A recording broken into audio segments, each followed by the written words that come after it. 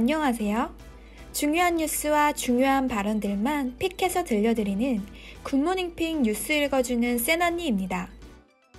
지난주 센언니가 문재인 대통령을 두고 역대 첫 번째로 레임덕 없는 대통령이 되는 것이 아닐까 하는 분석을 해보았는데요.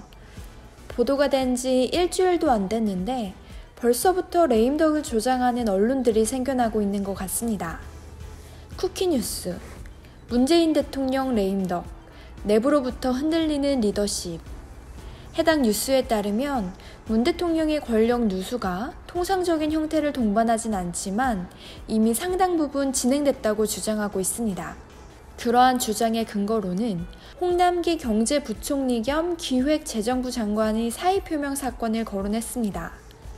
홍남기 부총리는 국회 기획재정위원회에 참석해 첫 질의질문 시작 전 대통령에게 사의표명을 했다고 말해 장내를 술렁이게 했습니다.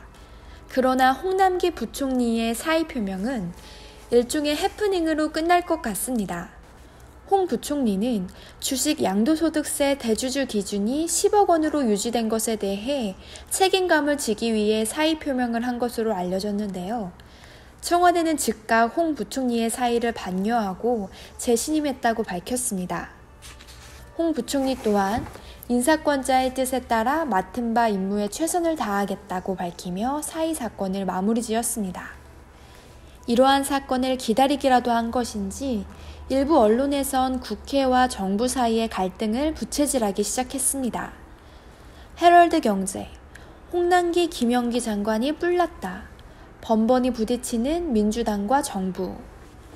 해당 기사는 계속되는 민주당과 청와대의 갈등을 통해 볼 때 레임덕이 이미 시작됐으며 무리하게 정치적 잣대를 들이미는 민주당을 향해 공직자들의 레임덕이 시작된 것이라고 주장하고 있습니다. 또한 가덕도 신공항 추진에 대해서 김현미 국토부 장관을 놓고도 설왕설래가 이어지고 있습니다.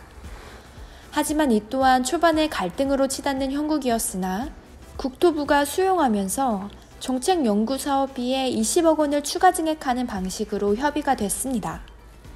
9일 발표된 문재인 대통령의 지지율은 9주 연속 40% 중반대를 기록하며 안정적인 그래프를 보이고 있습니다. 최근 소폭 감소한 것은 보궐선거에서 후보를 내기로 결정한 것에 대한 정의당 지지층이 이탈된 것으로 풀이됩니다.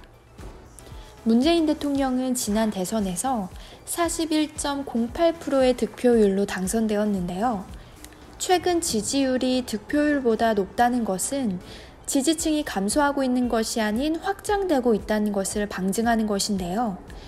이러한 점을 볼 때 레임덕 가능성이 적다는 분석이 나오고 있는 것입니다. 일각에서는 아직 견고한 문재인 대통령의 지지율을 보고서도 계속해서 레임덕 이야기를 꺼내고 당청의 갈등을 문제 삼는 것은 야권의 희망사항이자 주장일 뿐이라는 반응이 나오고 있습니다. 여러분들의 생각은 어떠신가요? 다양한 의견을 댓글로 남겨주세요. 감사합니다.